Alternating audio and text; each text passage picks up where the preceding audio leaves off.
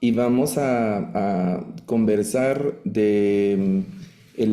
vamos a entrar ahora a conversar de algunas interioridades y generalidades de la crítica textual que hemos conversado brevemente en este primer round de la clase. Igual les animo a seguir escribiendo en el chat sus comentarios y preguntas, sus referencias, y luego nos vamos a detener por ahí para hacer la jornada del diálogo y leer sus comentarios. Conversemos. Antes que hiciéramos el receso, estuvimos conversando acerca de la investigación bíblica. Estábamos hablando de cuestiones, de preguntas, de investigación, de tratar de obtener información, llegar a conclusiones y así.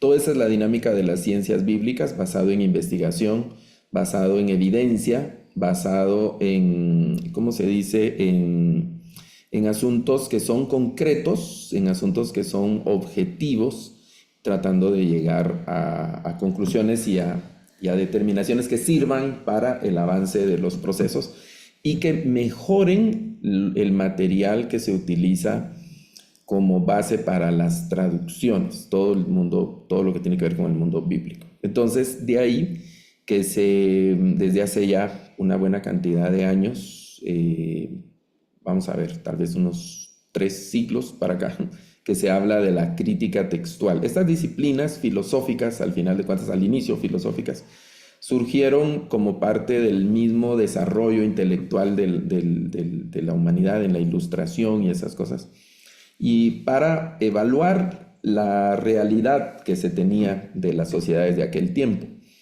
Y a partir de ahí pasó a evaluar también el contenido bíblico del texto. Hubo un momento donde, se recuerdan, sobre todo en la época, en el mundo occidental principalmente, y en la época donde la iglesia llegó a tener el control con una hegemonía y bueno, se convirtió en una especie de tiranía también.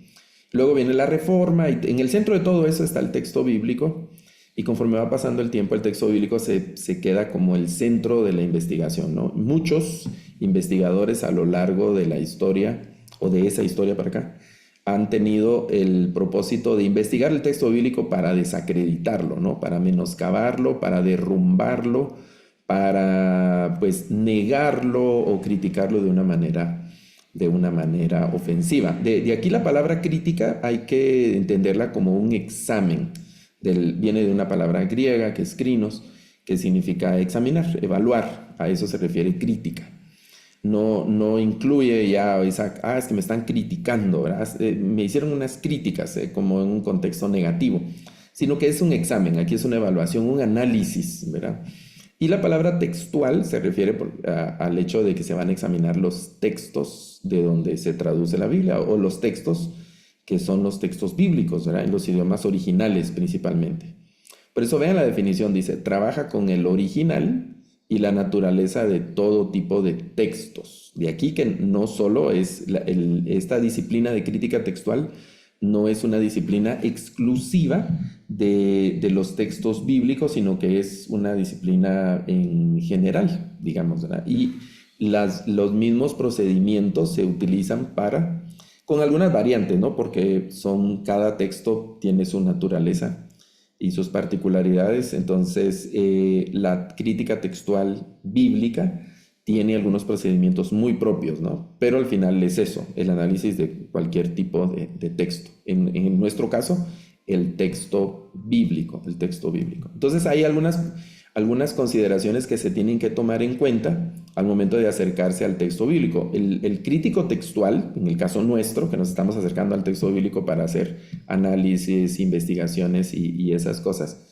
el crítico textual debe tener en cuenta que va a trabajar primero con copias, ¿verdad? Con un número de copias de un texto. No hay un original como tal. Tenemos copias de esos originales, copias muy antiguas en algunos casos, pero finalmente copias. También hay que tomar en cuenta la distancia de esa copia se llama autógrafo al texto original, es decir, al primer texto. ¿Qué distancia hay? Y ahí se habla de textos que son tempranos y textos que son tardíos, se dice, ¿no? Eso es en relación al texto original, no a nosotros, sino una copia temprana es una copia que está más cerca del texto original y una copia tardía es una copia que está más lejos. Si este es el original, una copia que está más lejos del texto original. Los manuscritos, por eso en algunos libros vamos a leer los manuscritos tempranos o los manuscritos tardíos. Esto está en un manuscrito más tardío. Entonces, temprano, más cerca del texto original, o se supone que está más cerca del texto original. Tardío está más lejos del texto, del texto original. Y eso lo debe tener en cuenta. También el posible número y tipo de variantes que va a tener un determinado texto. Aquí hay diferentes consideraciones, ¿no?, que vamos a estar viendo en esta segunda hora. Entonces, la crítica textual trabaja con el origen y la naturaleza de todo tipo de textos, ¿vale?, nuestro texto bíblico, y se habla entonces de testigos textuales. A lo largo de la historia se van coleccionando y van surgiendo los famosos testigos textuales, que son toda la evidencia física concreta que incluye a un texto. Aquí no solo son manuscritos, puede ser un epitafio sobre una tumba, puede ser una inscripción en una puerta, puede ser un pedazo de barro, de cerámica que se encontró por ahí y hay una letra o lo que se considera que puede ser el fragmento de una letra y así, principalmente los manuscritos, pero todo tipo de texto, todo tipo. Se han encontrado sellos que se usaban en un anillo o en un dije y se usaban para sellar y tienen escrituras o tienen algunas letras. Todo eso sirve para la crítica textual y como parte del testigo, de los testigos textuales que no solo incluyen, insisto, los rollos o los principales rollos, sino todo donde hay alguna inscripción. Todo eso sirve, ¿verdad? Bueno, y otra cosa es que no solo los textos que se refieran a textos bíblicos, sino todas las inscripciones en general que estén de alguna manera conectadas al centro de nuestro interés. ¿Cuál es el centro de nuestro interés? Los textos bíblicos, los manuscritos bíblicos. Pero hay toda un mundo de escrituras alrededor de los textos bíblicos, del contexto. Fíjense, la frase suena rara, ¿no?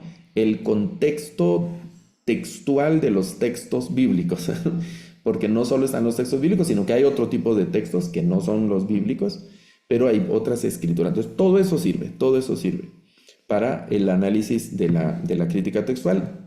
Nuestra atención está en los textos bíblicos, pero todo eso va a servir como testigos textuales. De ahí tenemos que considerar el tema de las variantes, porque hay diferentes formas del texto bíblico.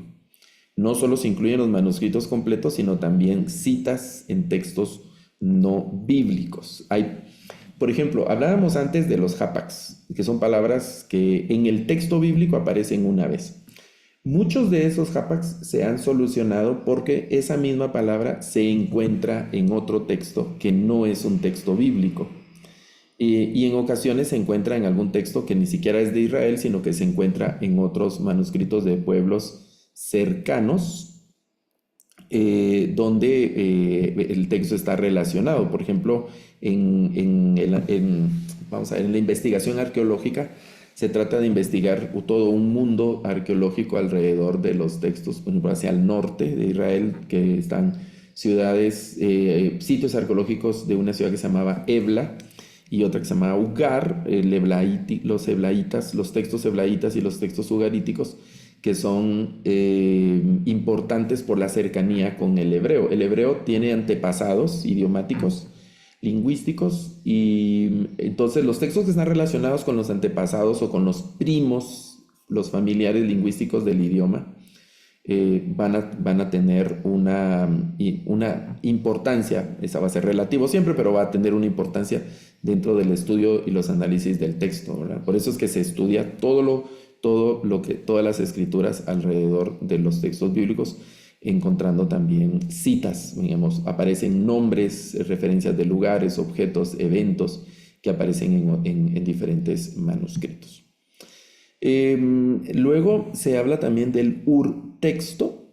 Esta es una palabra técnica, digamos, ¿verdad? El urtexto se refiere como al... es el texto original, digamos el primer texto, ¿no? Porque al final del proceso de composición del libro bíblico está lleno, el libro está lleno de lo que consideramos autoritativo, que es el que inicia el proceso de transmisión. Es decir, luego de que se escribió el primer libro, lo que hablábamos antes, ¿no? Por primera vez se está escribiendo el Salmo 23. Por primera vez el escriba tomó algo ahí y empezó a escribir, ¿verdad?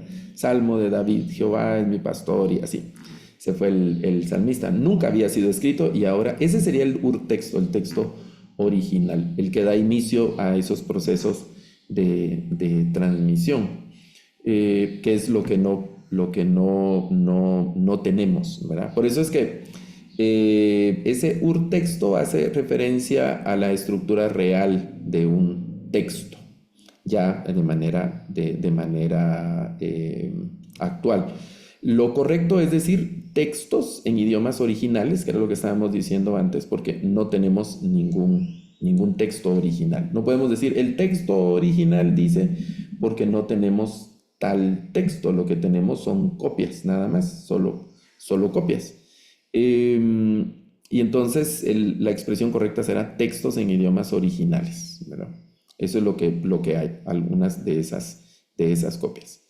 Entonces, este urtexto, otras formas de llamarlo será el autógrafo, que es el manuscrito o papiro original que escribió el autor bíblico. No hay ninguno, ¿verdad? Ninguno, hasta el momento no hay ningún autógrafo, no hay textos originales, no tenemos ninguno. Luego están las traducciones, que son los textos antiguos que representan las primeras traducciones. Vamos a ver algunas hoy. Las primeras traducciones de la Biblia, o las traducciones más antiguas de la Biblia, y hasta las que tenemos el día de hoy, ¿no? Vimos las imágenes del mandarín, algo del tailandés, el árabe, y algún idioma maya, que vimos que son traducciones de las actuales, modernas, digamos, a estos idiomas, pero traducciones de la Biblia muy, muy antiguas, incluso unas antes de Cristo, del Antiguo Testamento, que aparecen. Esas son las traducciones bíblicas. También hay que tener en mente el concepto de manuscrito. Manuscrito se refiere a un escrito a mano, de ahí viene mano escrito, ¿verdad? Es el manuscrito. Si yo lo estoy haciendo en la computadora, aunque yo lo estoy tecleando con mis manos, no es un manuscrito, ¿no? Tendría que tomar un lápiz y con eso pues escribir. Ese ya sería un manuscrito. Casi ya no escribimos a mano. Los textos, por la tecnología que tenían antes, pues había que escribirlos así a mano. Todo era a mano, y las copias, si yo quería 5 copias de este texto, pues las 5 copias eran escritas a mano. Y habían diferentes técnicas, ¿no? Pero todo era a mano, y de ahí derivan algunas de las principales variantes que tiene el texto por la participación del elemento humano, que pues representa un desafío, y hay, como vamos a decir, variantes o errores del texto por la intervención ahí humana. Deme un momento, voy a volver a la presentación acá.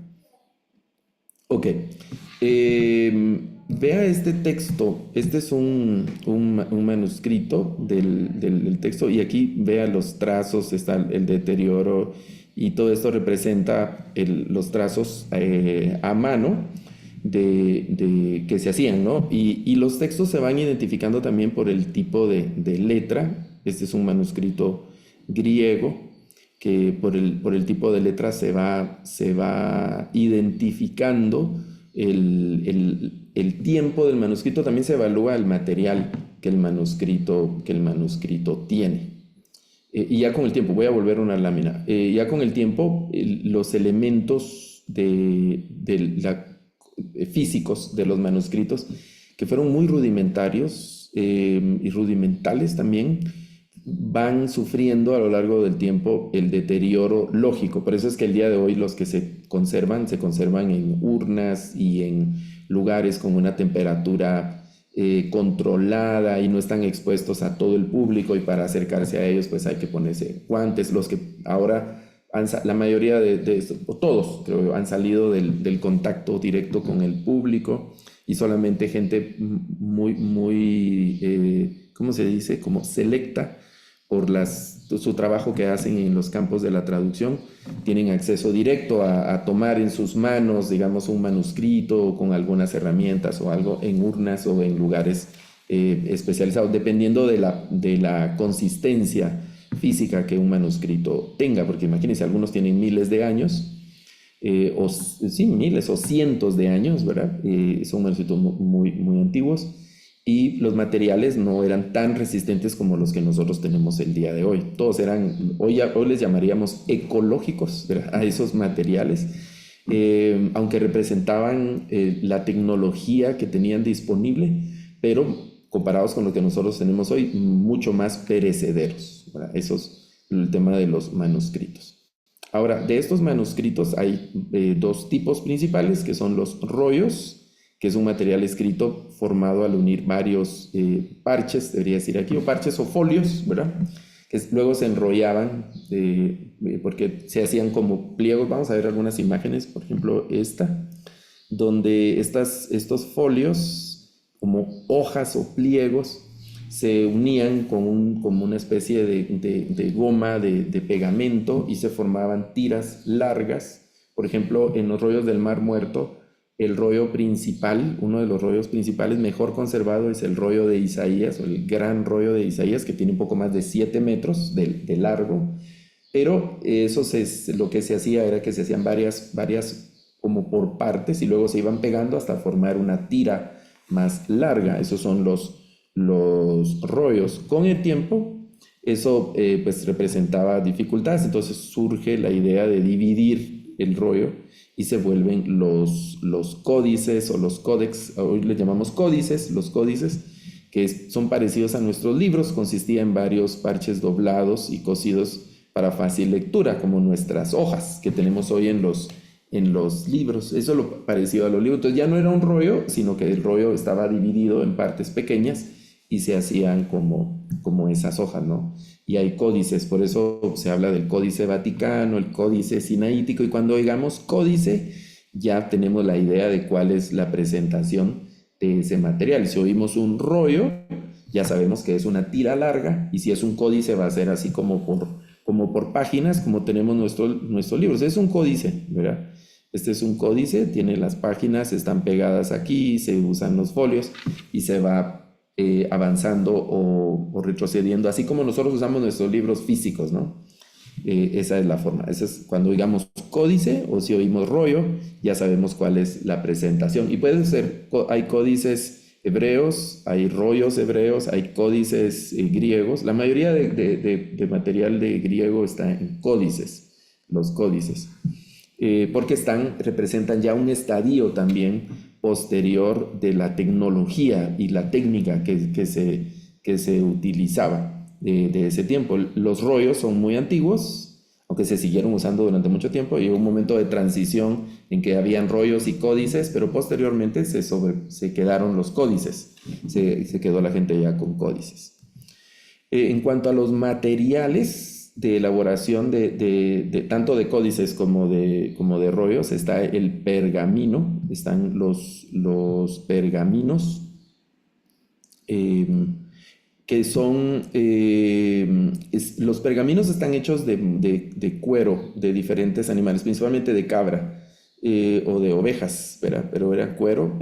Tenían un tratamiento especial, los curtían, se dice, los preparaban, los estiraban para hacer como pliegos, ¿verdad?, de cuero. Esos son más duraderos, han sido más duraderos, también más caros, ¿verdad? Para hacer un pergamino había que sacrificar varias cabras, o se compraban los cueros de los animales que se usaban para carne o sacrificios en algunos rituales en diferentes pueblos.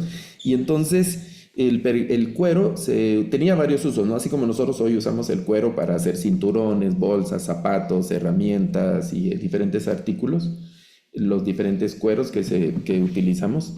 Igual en la antigüedad, ¿no? Siempre le encontraron algún uso al cuero, hasta que alguien, parece ser hacia el norte de Israel, lo que hoy es una parte de Europa y Turquía, por ahí empezó a surgir la tecnología del cuero para escribir, para hacer como pliegos y poder escribir sobre esos textos. Están los pergaminos, pero también están los papiros. El papiro parece ser en la parte sur de Israel hacia Egipto y una parte de África, en la vertiente del Nilo. Parece ser el lugar donde están surgiendo los papiros, que es un material que se utiliza a partir de una planta acuática, a partir como del tallo de una planta acuática. Y entonces lo que hacían, bueno, la planta se llamaba papiro, de ahí el nombre, hacían los tallos, que son están vacíos, como una especie de un tubo, los aplastaban haciendo como una malla, los iban con diferentes materiales como aplanando, aplastando, aquí se ve en esta imagen, y algunos les echaban una especie de material extra como cal o algo para ir como funcionando como una especie de pegamento también hasta formar una pieza uniforme, y luego eso también lo pegaban y hacían rollos, ¿verdad? Podían hacer rollos de los pergaminos y sobre esto después escribían. Si ustedes alguna vez van al Cairo, en Egipto, van de paseo, a hacer un tour, estudio, lo que sea, frente al Parque de las Pirámides, las grandes pirámides, ahí acaban de inaugurar un museo. Está un museo un nuevo museo en Egipto. El Museo del Cairo es un museo gigantesco. Nosotros fuimos a hacer como una parte de estudio de preparación para los traductores a Egipto y tuvimos una visita en el museo, pero realmente uno necesita, o bueno, yo hubiera querido tal vez unos 3 días para visitar así tranquilamente todo el museo. No tuvimos, solo hicimos durante todo un día. Yo estuve todo un día en el museo visitando diferentes salas. Y ahí cerca bueno, frente a las pirámides está el Museo del Papiro, se llama. Entonces ahí explican y uno puede comprar algunas piezas que son como simbólicas, ¿verdad? Para tener ese asunto, y están con los materiales para recuperar lo que han hecho, porque los egipcios así escribían, no es un museo cristiano, sino que es un museo de la técnica que escribían los egipcios de hace miles de años, así lo hacían con el papiro. Entonces tenemos los pergaminos, tenemos el papiro también, que son donde están los materiales de los manuscritos, que alguien estaba preguntando ahí en el chat. Quiero ver, Juan Manuel, principalmente de papiro y luego los pergaminos. Ya en el tiempo después de Cristo es cuando surge el papel. Pero nosotros no tenemos textos originales o textos en idiomas originales en papel, sino lo que tenemos son papiros y pergaminos. Es en donde se encuentran los textos. Ok, vamos a volver a tocar algunos de estos temas en las lecciones un poquito más adelante. Aquí la pregunta es, ¿por qué entonces necesitamos la crítica textual? ¿Por qué necesitaríamos la crítica textual? Bueno, ya hemos dicho algunas de esas razones. Primero, la crítica textual nos ayuda a validar cuáles son los originales o tratar de acercarnos lo más posible al original. También nos ayuda a determinar la distancia real que hay entre un original y una copia a través de la crítica textual. Son diferentes, ¿cómo se dice?, análisis y elementos para considerar la antigüedad de un manuscrito y cosas como esas. Nosotros vamos a un nivel de crítica textual no tan profundo en ese sentido, sino que vamos a un nivel más de lectura y comparación de lo que las lecturas de un manuscrito nos aporta frente a otro manuscrito, teniendo en cuenta la ubicación geográfica, la ubicación cronológica de ese manuscrito, el contenido y otras cosas que se ponen siempre como en evaluación. La crítica textual nos ayuda también para tener el cuidado con ediciones antiguas de libros.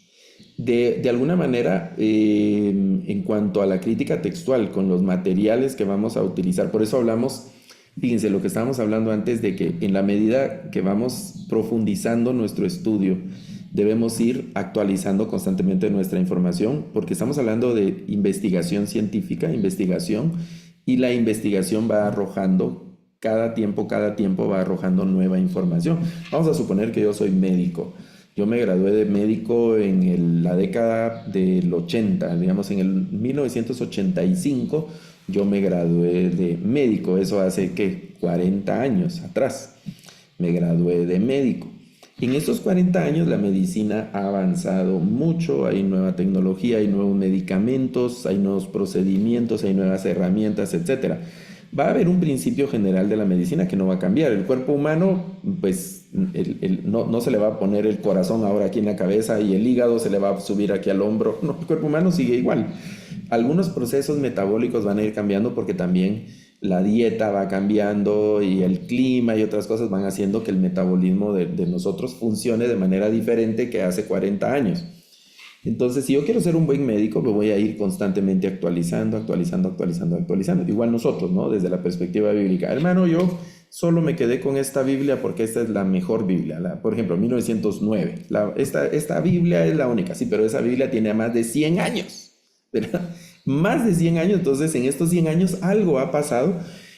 O yo leo a tal autor y el libro se publicó en 1960, por ejemplo, ¿verdad? Y tiene toda la razón este autor, y sí, qué interesante, pero también es un autor que hizo su investigación antes, finalmente publicó el libro, y probablemente cuando publicó el libro, algunas de las situaciones que él había investigado ya habían cambiado. Entonces necesitamos ir como actualizando y actualizando constantemente nuestra información. Por eso, este trabajo y esta disciplina textual de investigación, de análisis, de estudio, no da vacaciones, no da treguas. Hay que estar siempre actualizado al día. Eso es algo que debemos hacer. Y si nosotros nos dormimos, nos quedamos sentados un tiempo porque nos agotamos, nos ofuscamos por ahí un poco frustrados, pues la investigación no se va a detener, va a avanzar. Y entonces en algún momento nos vamos a ir quedando atrás y va a ser más difícil alcanzar las nuevas investigaciones, nos vamos a sentir incómodos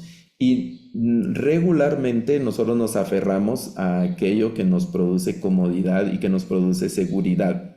Yo tengo seguridad con la Reina Valera 60. Entonces las nuevas Biblias que han salido me causan ansiedad porque primero hay cosas que no entiendo de por qué estas nuevas Biblias, y aquí yo ya estoy seguro con la Reina Valera 60, entonces por eso es un tema constante, sin soltar la seguridad que tengo, debo avanzar. Y yo aquí quiero tomar unos segundos para felicitarlos por el entusiasmo y la iniciativa de estar en clases como estas, de este diplomado en ciencias bíblicas que en algunos lugares se incomoda, no les gusta, porque a veces se ponen... O sea, lo primero que hacemos en este tipo de clases es hacer cuestionamientos, preguntarnos cosas, ¿no? Y tratar de respondernos a eso que nos preguntamos con la evidencia que tenemos y lanzar nuevas preguntas, ¿verdad? Salir un poco de la comodidad dogmática que nuestras afirmaciones teológicas hemos tenido ya empaquetadas por décadas, y ahora pues ponerlas un poco en tela de juicio y tratar de buscar como argumentos y así, sobre todo en asuntos que tienen que ver con temas que pueden llegar a ser muy objetivos y con evidencia muy concreta, como es la crítica textual, que va a trabajar con manuscritos. ¿Por qué dice esto esta Biblia? Porque el manuscrito tal lo dice, ¿verdad? Y amerita. Ese es un manuscrito que no sé qué. ¿Por qué este manuscrito tiene tanta autoridad? Porque es de tal lugar, tal historia, tal tiempo, y se ha reconstruido ya toda la historia, toda la tradición escrituraria hasta aquí. Por eso lo que dice este manuscrito, entonces lo vamos a poner aquí en esta Biblia. Sabe que hay Biblias que no tienen versículos. Eso pasa principalmente en el Nuevo Testamento. No hay versículos, ¿verdad? En esa parte no está un versículo. Pasa en Juan, la famosa coma juanina, que no aparece en algunos textos. Entonces, están ahí atentando contra la Trinidad. Esta Biblia tiene que ser satánica, blasfema, hay que quemarla a medianoche cuando haya luna llena. No sé qué ritos, porque a veces se hacen hasta ritos, cosas increíbles que se hacen a veces dentro del pueblo cristiano. Pero es principalmente porque no he logrado ir al día con el tema de investigaciones. Me he quedado por ahí atrapado en alguna burbuja en algún tiempo. Y cuando salen nuevas cosas a luz, tengo problemas, ¿verdad? Por eso es que hay que ir siempre actualizado para no tener presunciones o posiciones que están basadas en manuscritos antiguos y que han sido superados de alguna manera. A eso debemos ir. Hay varios sitios en internet que se pueden buscar. Eso va a quedar aquí en el material que se les va a compartir a ustedes y en la grabación también. Esos son dos ejemplos donde están los rollos del Mar Muerto, por ejemplo. Hay diferentes acceso directo. Nosotros ya no lo podemos tener en la mano, pero sí lo podemos tener en la pantalla, podemos hacer un zoom y podemos investigar y así. Y hay diferentes, vamos a ver, los principales manuscritos, todos están en internet, en diferentes páginas. Yo puedo tener un acceso directo a ellos desde internet. Tengo un buen monitor y tengo un tiempo y algunas claves, ideas para hacer la investigación, entonces tengo acceso directo al manuscrito. Los principales manuscritos están puestos en internet en diferentes sitios. Entonces, finalmente, ¿qué buscamos con la crítica textual? ¿Qué se busca con la crítica textual? Ya advertí antes que hay quienes se ponen a investigar la Biblia con el fin de desacreditarla, con el fin de menoscabarla, de ponerla en evidencia y decir de que, pues sí, está mal, ¿verdad? Se ha equivocado.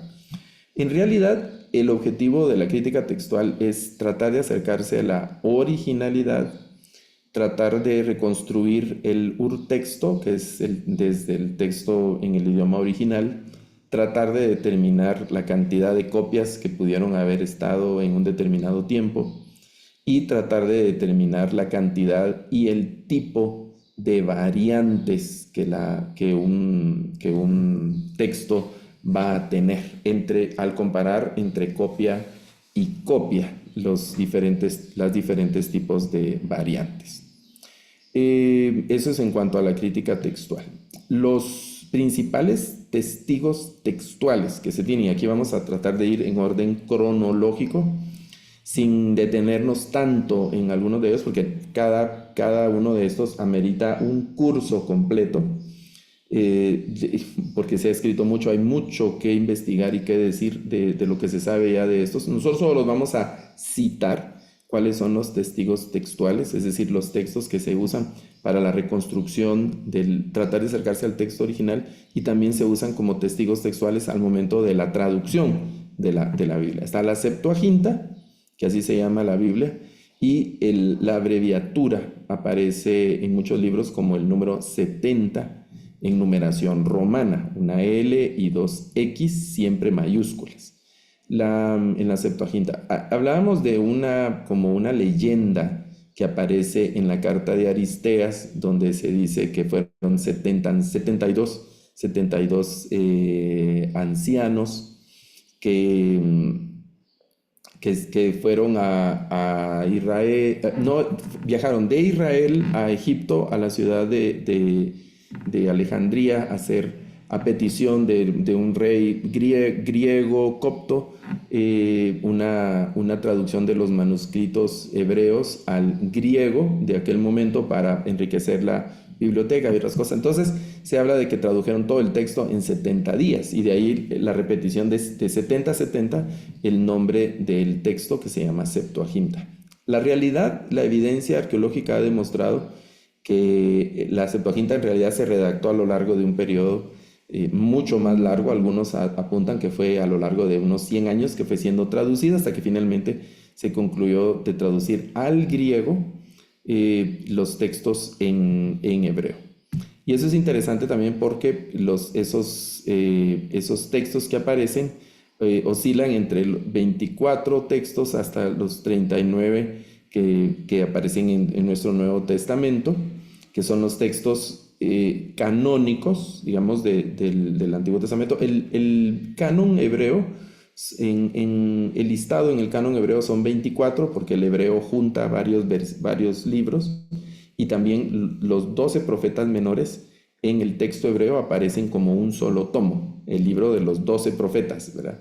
Nosotros los tenemos individuales, los 12 profetas menores hasta Malaquías, y por eso suman 39, pero es el mismo cuerpo, digamos, textual de los 24 libros del texto hebreo. Otro asunto interesante de la Septuaginta es el nombre que se le asigna a los libros, porque hay que traducir del hebreo al griego y entonces le van poniendo diferentes nombres. Los nombres que nosotros tenemos de los libros en español son traducciones de los nombres griegos, no tenemos la traducción de los nombres en hebreo. Por ejemplo, bueno, Génesis es la misma traducción de Bereshit, que es en el principio. Pero ya Éxodo es una expresión griega y el nombre hebreo de ese libro es Shemot, que son nombres, ¿verdad? Los nombres. El nombre del libro de Éxodo en hebreo se llama Shemot, que ya sería los nombres, ¿ya? Pero nosotros tenemos Éxodo, entonces hay una diferencia. Y luego Números, el libro de Números, que así lo tenemos nosotros, en hebreo se llama Bemidbar, que significa en el desierto. Entonces, ¿por qué tenemos los nombres griegos nosotros? ¿De dónde viene eso? Viene de la tradición de la Septuaginta, y así diferentes términos que se usan en el Nuevo Testamento, incluso porque es el mismo idioma, el griego koiné, se llama, claro, también tuvo una evolución porque entre la Septuaginta y los escritos del Nuevo Testamento han pasado entre 150 y hasta 200 años, entre lo que escribieron en el Nuevo Testamento y la Septuaginta. Pero es el mismo idioma, digamos que el mismo griego con las variantes que el tiempo va dando. Que se llama griego koiné. Por ahí vamos a hablar un poco más de ese griego. Entonces, algunos conceptos que usa el Nuevo Testamento como iglesia, como Dios o Señor, ¿verdad? Y algunos otros conceptos teológicos que se trasladaron del hebreo al griego, el Nuevo Testamento los toma, por razones muy obvias, porque el libro que la iglesia gentil, la Biblia que la iglesia gentil usó en los primeros siglos fue principalmente la Septuaginta. El hebreo y la Septuaginta era más accesible porque la gente era más común, mucho más común el aprender griego que aprender hebreo. El griego era el idioma del imperio que dominaba en ese tiempo, el imperio greco-romano, pero los romanos, cuando tomaron el control del mundo, ya el imperio griego había dejado una estructura y entre esa estructura del imperio griego estaba el idioma vamos a decir como el idioma internacional, que es el griego koiné. La palabra koiné significa común. Y de ahí que los nombres que tenemos nosotros en el Antiguo Testamento vienen del griego. Por ejemplo, Salmos, ¿verdad? Eclesiastés, Proverbios, que son nombres que vienen del griego más que del hebreo. Agrega otros libros. En la Septuaginta aparecen otros textos que posteriormente salieron del canon, principalmente la comunidad judía, que era la dueña, vamos a decir, culturalmente, esencialmente de estos textos, porque aquí estamos hablando de antes de Cristo, de la Septuaginta. No existía la iglesia, y entonces las autoridades judías en un determinado tiempo también sacaron del canon que ellos consideraban de libros sagrados, sacaron a estos otros libros que nosotros llamamos, algunos son deuterocanónicos y otros son apócrifos, de estos libros que son libros extras. En las Biblias católicas aún se conservan estos libros que se llaman deuterocanónicos, los libros deuterocanónicos, ustedes los ven, ¿no? Son 7, Macabeos, Tobías, Eclesiásticos, Sabiduría, están algunas adiciones que se hacen en Daniel y en Esther, esos otros libros. Y hay diferentes características textuales, ¿verdad?, entre la Septuaginta y el texto hebreo. Vean el ejemplo de Job 2:9. Vean, ese es el texto hebreo de Job 2:9. Vean el tamaño. Y vean el tamaño de ese mismo versículo en la Septuaginta. Algo pasó, algo sucedió aquí con este texto de la Septuaginta. Es el mismo pasaje de Job 2:9, lo único que esta es la parte del hebreo Y esta es toda la parte del griego de la Septuaginta. Ahora, ¿qué está ocurriendo? Esta es la traducción del hebreo. Díjole entonces su mujer, aún tienes tú tu simplicidad, bendice a Dios y muérete. ¿Verdad? Luego la Septuaginta, esa sería la traducción de la Septuaginta. Y pasado tiempo mucho, díjole su mujer, ¿hasta cuándo padecerás diciendo, he aquí me queda tiempo todavía? Es decir, hay como una extensión, por lo menos en este pasaje, donde se explica cuáles fueron como las elucubraciones de la mujer para pedirle a Job que se ponga en contra de Dios y que finalmente se muera, ¿verdad?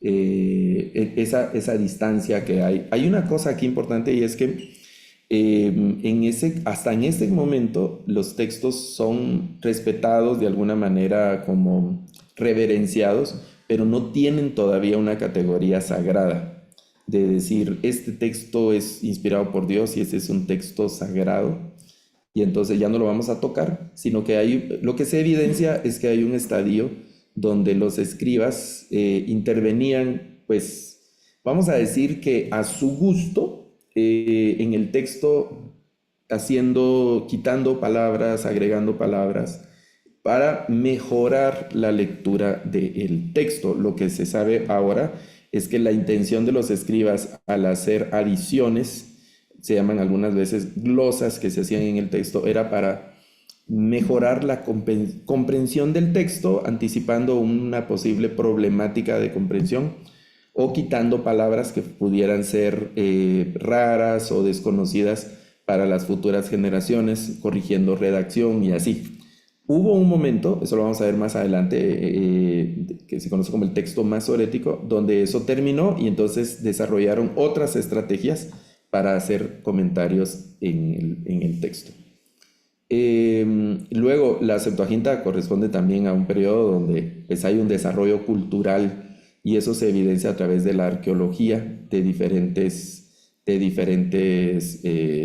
formas y de diferentes maneras. Denme un momentito.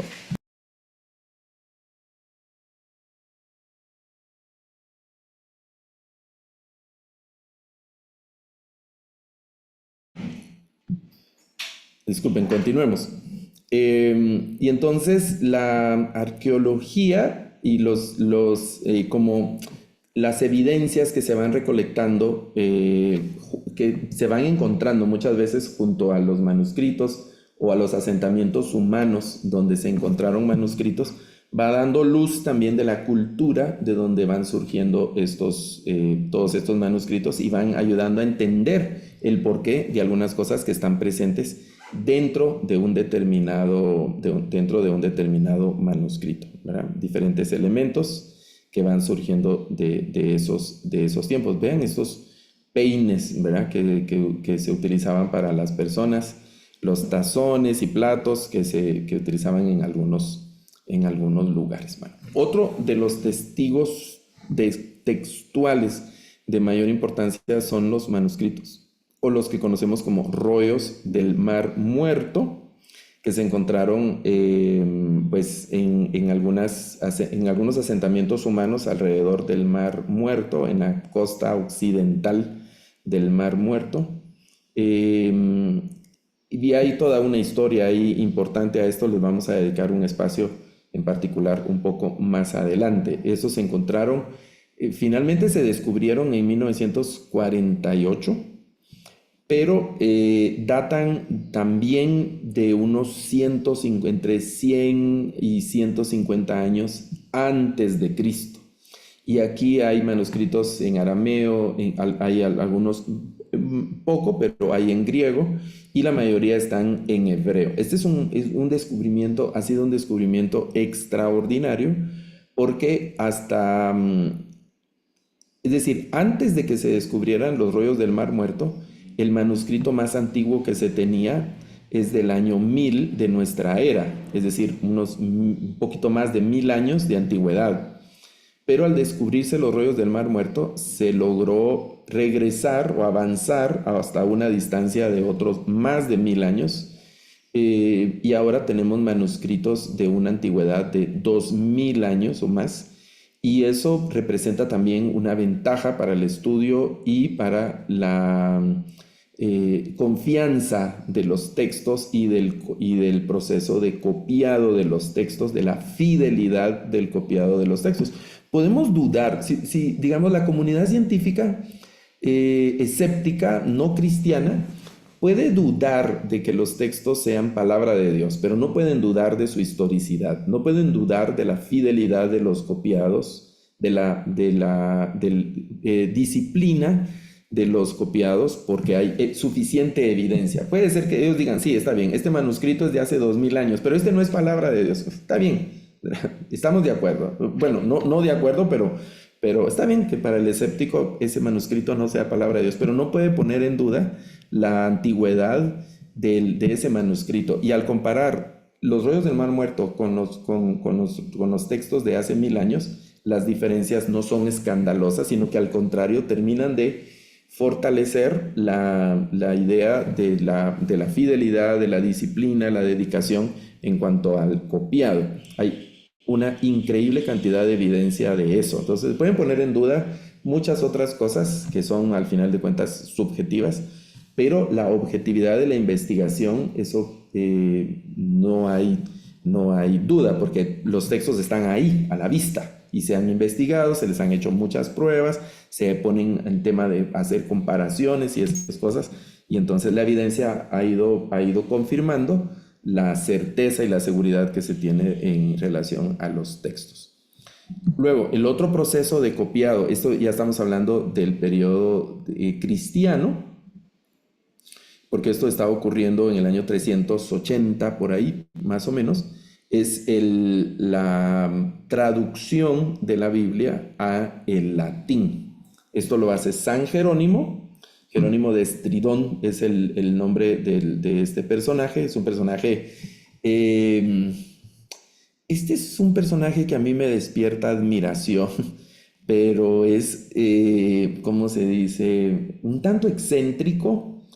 Y también como la historia lo presenta como una persona como de choque, con principios muy lentos y un genio, ¿no? Jerónimo tuvo que haber sido uno de esos genios que produce y un erudito de principio a fin, y a él le encargan el trabajo de traducir la Biblia al latín. Hasta ese momento el texto bíblico estaba en hebreo o en griego, y ya empezaban a surgir algunas otras traducciones. Y cuando la iglesia se oficializa y se amalgama con el Imperio Romano en la administración de Constantino, Constantino le pide a Jerónimo que traduzca la Biblia al latín, que es el idioma del imperio. Y entonces Jerónimo acepta el desafío y empieza. Hay toda una historia ahí. Jerónimo es contemporáneo también de San Agustín. Tuvieron tensiones con San Agustín porque Jerónimo, por ejemplo, no aceptaba, él se alineaba con el criterio del pueblo hebreo, judío, de no aceptar los deuterocanónicos, pero no fue, digamos, él no tenía toda la autoridad, entonces finalmente tuvo que incluir los deuterocanónicos en su trabajo y así. A mí me ha llamado la atención siempre que ustedes ven imágenes de Jerónimo o San Jerónimo, y casi siempre va a estar cerca de un cráneo. En el monasterio de la Natividad en Belén, ahí fue uno de los donde Jerónimo trabajó, ahí en Belén está, dice, sí, en el 382 se dice de la Vulgata. ¿Cuánto tiempo demoró? Ese dato no lo tengo en mente ahora, pero podemos investigar ahí en Google a ver si lo encontramos. Y luego tradujo al latín el Antiguo y Nuevo Testamento, correcto. Eso es lo que él tradujo, que está comentando Juan Manuel aquí en el chat. Sí, incluidos los deuterocanónicos, ¿verdad? Que él no estaba como muy de acuerdo, pero finalmente. Y su trabajo se basó principalmente en la Septuaginta. Se trabajó, es decir, la Vulgata latina está basada principalmente en la Septuaginta, aunque también tiene como una vista desde el hebreo de aquel momento, de los textos hebreos que él tenía en aquel momento, pero principalmente de la Septuaginta. Y el Nuevo Testamento, pues obviamente está en griego, el Nuevo Testamento que tenía. Y hay una frase que se le atribuye a él que es memento mori, que es por lo de las calaveras. No es una cábala o un amuleto, sino que era como, lo que se dice es que era como un recordatorio que él tenía constantemente, que era transitorio, temporal y que en algún momento iba a morir. Todos vamos a morir o habrá un momento de la muerte, algo así se puede traducir la frase de él de Memento Mori. Y les decía que en Belén, lamentable ahora pues es muy probable que las visitas turísticas o de análisis o de estudios estén reducidas porque hay conflicto ahí entre Israel y los palestinos, pues hay un terrible conflicto. Pero ahí hay una estatua en uno de los patios del Monasterio de la Natividad, donde trabajó ampliamente Jerónimo, y hay una estatua de él que está parado como en cráneos. Y es una imagen rara, un poco grotesca también, sí, oscura, por el tema de los cráneos que lo asociamos siempre con cosas así de muerte y cosas como eso, ¿verdad? Pero él finalmente tradujo la Biblia al latín y pasó a hacer el trabajo de Jerónimo. Claro, después tuvo también revisiones y hubo un proceso como de mejora del trabajo de Jerónimo.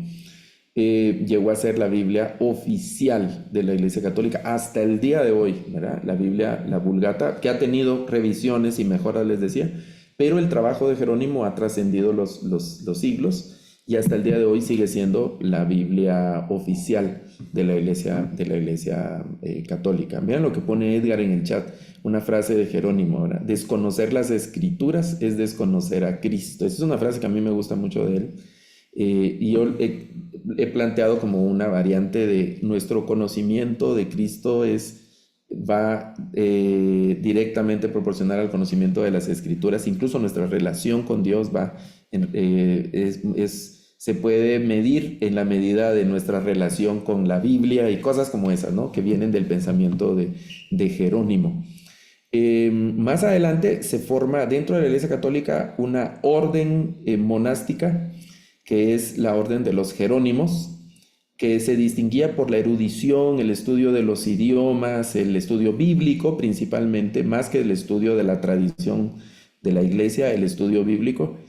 ¿Y saben quién era un monje jerónimo hasta luego de su conversión y etcétera? Fue Casiodoro de Reina. Él era de la orden de los Jerónimos en el monasterio de San Isidoro del Campo en Sevilla. Hoy ahí es un museo, pero de ahí salió Casiodoro de Reina porque ahí era donde era el monasterio de los monjes jerónimos y se dedicaban al estudio bíblico, se dedicaban al estudio de los idiomas muy eruditos y incluso se sabe que ellos sustituyeron las jornadas de canto y las jornadas litúrgicas y otras cosas por el tema del estudio bíblico, el estudio de los idiomas, y de ahí todo eso se fue sumando para que del corazón de Casiodoro de Reina, hoy, déjenme decirlo en estas frases, para que Dios usara a Casiodoro de Reina para empezar lo que hoy tenemos como la tradición Reina Valera, siendo él como un heredero de la tradición de Jerónimo. Digamos, eso no puede ser una casualidad, sino que es digamos, como esos eventos de la providencia divina. Juan Manuel pregunta, bueno, lo que ocurre es que la Septuaginta era como una Biblia más accesible, ¿no? El griego es un idioma, en ese contexto era un idioma más conocido para ellos que el hebreo, y disponían también de muchos más recursos en griego que en hebreo.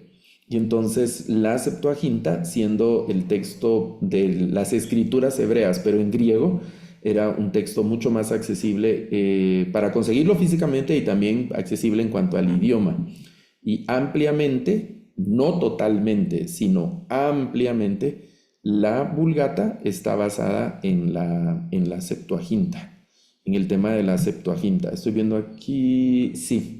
De la Biblia del Oso y de Casiodoro de Reina le vamos a dedicar una clase completa, casi completa a esa Biblia y a esa tradición, pero sí, esa primera Biblia es la que traduce Casiodoro de Reina, es la que conocemos hoy como la Biblia del Oso, por la portada que tiene la Biblia. Ok, siempre en ese recorrido histórico hay que tener en mente también lo que hoy conocemos como la Peshitta, que son traducciones del hebreo y del griego también al siriaco y al arameo, unas partes, que es una traducción también del texto. No, algunos creen que la Biblia originalmente se escribe, que la Biblia original es la Peshita. Yo he escuchado eso y es un error. La Peshita es una traducción que viene del griego y del hebreo a este idioma, tanto el siríaco como el arameo. Y luego hay otros que se llaman targúmenes, que son como devocionales y explicaciones también del texto, que surgen en esos siglos siguientes del evento cristiano. Del evento de los cristianos, pero son traducciones de la Biblia muy antiguas que sirven también como referentes para el análisis de la crítica textual de nuestro tiempo. Otro de los testigos textuales se conoce como el Pentateuco samaritano.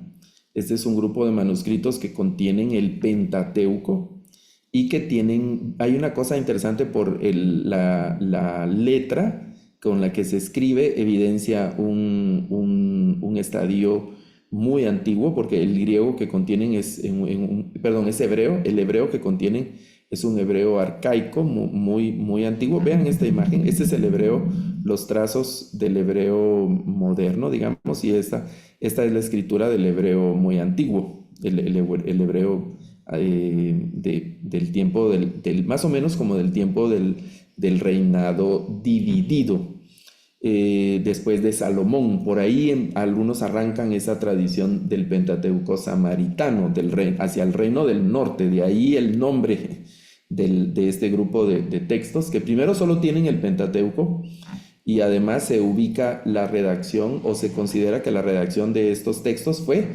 en el reino del norte, hacia el área de Samaria. Esas cosas. Y tiene algunas características. Por ejemplo, el Pentateuco samaritano da la idea de poner al monte Gerizim y a Siquem como centros de adoración, obviamente porque esos estaban en el territorio de Samaria, ¿verdad? En el caso de Siquem, los editores del Pentateuco samaritano lo insertan en el texto desde el principio, ¿verdad? El principio de Siquem, que es de donde surge la ciudad de Samaria, y es elegido como centro de la nación, y el monte Gerizim queda entonces como el lugar tradicional de adoración, que es el diálogo que tiene la samaritana con Jesús en el Evangelio de Juan. Ustedes dicen que hay que adorar aquí, pero nosotros los samaritanos decimos que hay que adorar aquí. Había una discrepancia que viene desde estas tradiciones. Hay algunas correcciones en el texto para darle sentido. Un ejemplo de eso se puede notar en Génesis 2. En el texto hebreo dice que Dios terminó en el día séptimo la obra que hizo, y en ese día reposó. Si Dios terminó en el día séptimo, entonces todavía trabajaba ese día. Es decir, la idea que da es que corriendo el día séptimo terminó y de ahí descansó. Bueno, entonces en el Pentateuco samaritano lo corrigieron y dice que Dios terminó su obra en el día sexto. Trabajó hasta el sexto, y el séptimo solo se dedicó a descansar. Digamos, una pequeña variante, bueno, una considerable variante ahí, con tal de no transgredir el sábado, o que se puede interpretar de que Dios mismo estaba transgrediendo el sábado, que después pasó a ser el día de reposo, un día litúrgico muy reverenciado. Y así, ¿verdad? Básicamente hay algunos cambios lingüísticos que tienen que ver con el tema del idioma, la variante, digamos, del hebreo que hablaban los samaritanos. Vean este esquema entonces, por el tema de antigüedad. En este contexto, los textos más antiguos serían el Pentateuco samaritano, más o menos del siglo VIII antes de Cristo, por ahí, el Pentateuco samaritano. Luego, la Septuaginta. El Pentateuco samaritano son textos en hebreo, de un hebreo muy antiguo también. Luego está la traducción de la Septuaginta. Aparecen los rollos del Mar Muerto, que son un poco casi contemporáneos con la Septuaginta, pero de tradiciones separadas. Luego está la traducción de la Vulgata Latina y la Peshita, que están ocurriendo también más o menos en el mismo tiempo, en diferentes idiomas. Ok, Voy a dejar de compartir aquí para escuchar algunos comentarios o algunas preguntas. Voy a revisar el chat también porque vi los últimos comentarios, pero no los primeros. Así que pueden, si alguien tiene alguna pregunta o algún comentario, podemos escucharlo ahora. Eh, Profesor, sí, le escuchamos. eh, hablaba usted de notas, de las notas que fueron poniendo algunos escritores, algunos traductores al margen y que después pasaron a ser parte de las escrituras. Me gustaría saber sobre eso. Bueno, creo que fue un poco al revés el tema que estaba diciendo, porque hubo una etapa, se sabe ahora por la evidencia que se tiene, donde el texto, si me permiten decirlo de esta manera, estaba abierto. Entonces el copista, vamos a poner, tenía aquí su copia, el original, su original tenía aquí y estaba haciendo la copia y encontraba ahí una palabra, ¿verdad? Paranguarancutirimícuaro, encontraba ahí, ¿verdad? Y entonces decía, ok, esa es una palabra rara. Entonces no copiaba Paranguarancutirimícuaro, sino que ponía lo que él definía como Paranguarancutirimícuaro, ¿verdad? Lo describía. Y entonces al comparar estos manuscritos, esta palabra desapareció en la copia, porque el escriba, el copista, lo, digamos que amplió. Estas se llaman son las famosas glosas. Por eso hay un principio en crítica textual donde se debe preferir el texto que es más corto, porque lo que se sabe es que los escribas agregaban, porque explicaban o ampliaban conceptos, no quitaban. Por eso en crítica textual, una de las reglas, un principio al comparar lecturas de un mismo pasaje en diferente manuscrito, se debe preferir las lecturas que son más cortas, porque lo usual era que los escribas agregaran, no en el sentido de alterar la lectura, sino en el sentido de mejorar la lectura, que era el criterio que ellos tenían. Okay. Entonces hubo un tiempo en el que los escribas tenían esa libertad. Hasta que llegaron, y es justamente donde hicimos aquí la pausa, hasta que llegaron a un proceso que se conoce como el texto masorético. La tradición masorética se extiende a lo largo de varios siglos y una de las cosas, creo yo, más relevantes de las escuelas masoréticas es que cerraron el texto. Ya el texto ya no quedó expuesto a que lo cambiaran, por mínimo que sea.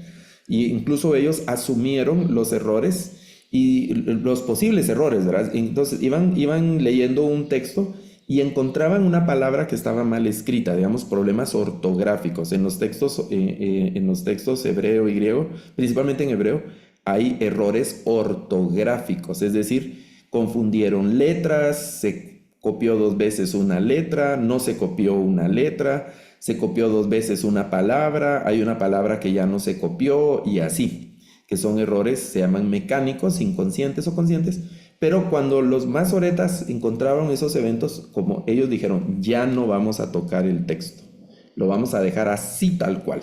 Y entonces, si ellos encontraban, vamos a decir, encontraban un error, copiaban el error y ponían una nota.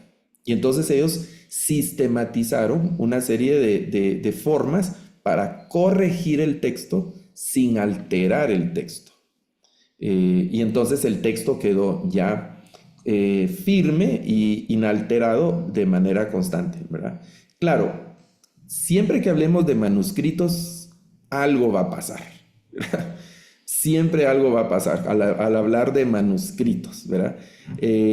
Siempre al escriba se le va a ir una letra, porque el escriba está viendo. Hoy nosotros usamos anteojos, tenemos mejor iluminación, etcétera. En aquel tiempo pues era muy rudimental. Y en el cambio de vista o en la audición, el escriba podía, de hecho hay como variantes que son derivados de problemas que son de visión. Hay letras hebreas que se confunden digamos también en algún momento los escribas desarrollaban, cada escriba tenía como su propio estilo de letra y entonces hay escribas que hicieron unas letras que un trazo un poco más largo y entonces el siguiente escriba pensó que era otra letra y copió la otra letra y así, ¿verdad? Eso pasa en todos los manuscritos. en todos los manuscritos. No hay un manuscrito que no tenga eventos como esos. Algunos tienen más que otros y algunos tienen y así. Y eso evidencia también la posibilidad de que hayan participado más escribas en un solo libro. Los libros que son muy largos, por ejemplo, que como que tenían asignación de porciones y digamos, en nuestro lenguaje sería del capítulo tal al capítulo tal le va a tocar a Roger y del capítulo 11 al otro capítulo a Daniel, que son los que tengo aquí a la vista aquí con sus cámaras encendidas, y de ahí este otro le va a tocar a Edgar y así, ¿verdad? Entonces, cada escriba iba teniendo como como algún tipo de eventos de esas cosas que van surgiendo, ¿no? Y así. Ahora, vamos a ver, escuchar a Edgar ahí en lo que estoy leyendo Gracias, los... profesor. Sí. Ah, perdón, siga. ¿Lo escuchamos? Si no está Edgar con su mano en alto también.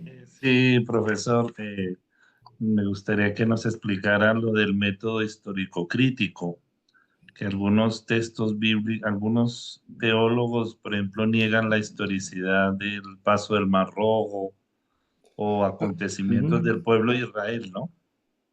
Claro, miren, Eh, lo que ocurre es que, por ejemplo, en el caso específico del Mar Rojo, tenemos el evento narrado en la Biblia, pero no hay una evidencia arqueológica que lo confirme.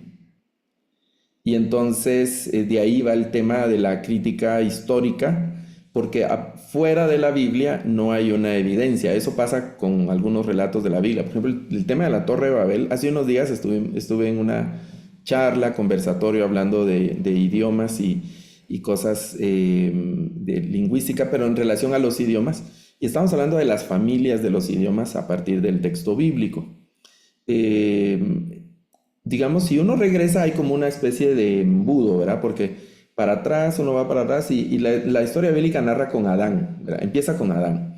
Entonces Adán tenía algún idioma que se comunicaba con Eva, luego que nacieron sus hijos y empieza la historia, ¿no? Y se empiezan a extender las familias y ellos tenían algún lenguaje que no sabemos cuál es. No, y tampoco era el hebreo, ¿no? No podemos decir que Adán hablaba hebreo o Noé hablaba hebreo, ni siquiera Abraham hablaba hebreo. Tal vez con Abraham los primeros rudimentos de lo que posteriormente fue el hebreo ya como idioma. Pero eso tiene, digamos, luego viene, todo se reduce yo voy con la historia bíblica, ¿verdad? La historia universal tiene otro planteamiento, pero yo voy con la historia bíblica aquí.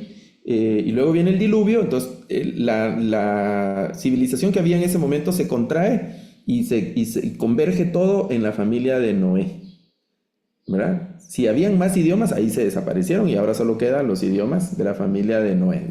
Yo estoy siguiendo la historia bíblica, ¿verdad? Que no, tampoco tenemos así como una evidencia científica de eso, pero sí estoy siguiendo la historia bíblica. Entonces después, cuando salen del arca, ya no había más gente en el mundo, ¿verdad? Ya no había más gente, habían muerto por el diluvio. Y empiezan a surgir naciones, se extiende el tiempo, obviamente, ¿verdad? Y empiezan a surgir naciones que se mencionan en Génesis del 10 al 12, porque en el 12 ya aparece Abraham. Y en esos capítulos está el relato de la Torre de Babel. Y la Torre de Babel inicia el relato diciendo de que toda la gente tenía un mismo idioma, una misma habla, ¿verdad? Tenían una misma lengua. Es decir, se comunicaban sin ningún problema, ¿no? Y ese fue el punto, según el relato de la Torre de Babel, fue el punto al que el Señor atacó para separarlos, ¿no? Ok, ese es el relato bíblico. ¿Qué dice la antropología en relación al origen de los idiomas? En esa región, que es una región de idiomas que hoy se conocen como los idiomas semíticos, existe, y estoy hablando de investigaciones fuera de la Biblia, ¿verdad? Que la Biblia no se toma en cuenta más que como una referencia, porque son investigaciones arqueológicas trabajando con evidencia así objetiva. Y entonces hay una tesis donde hay un proto-ugarítico o un ¿cómo se llama?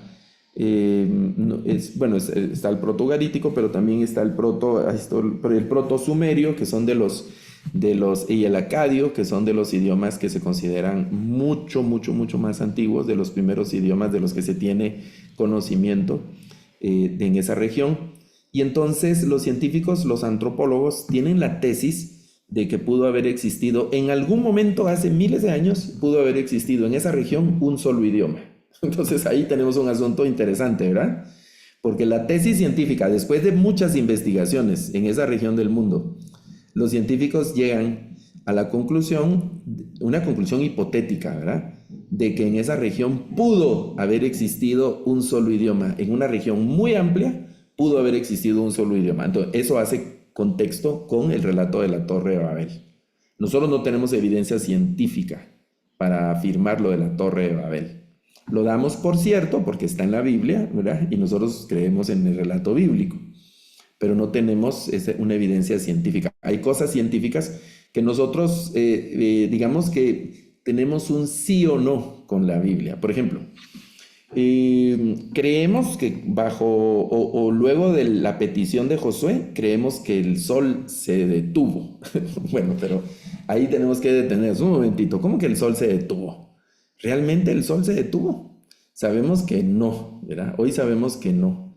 Eso le costó un alto precio a Galileo, ¿verdad? Que él se atrevió a decir, ya antes había sido Copérnico y así, pero Galileo al final a él le cayó porque él se atrevió a decir que no. Fíjense que no estaba el modelo, el modelo geocéntrico, era lo que se enseñaba en esos siglos por la iglesia, porque la Biblia, y a partir de ese versículo, que la Biblia decía que el sol se detuvo, y entonces ellos tenían la idea de que el sol giraba alrededor de la Tierra, era el modelo geocéntrico. Y Copérnico y otros antes, ¿verdad? Que él, ¿cómo se llaman?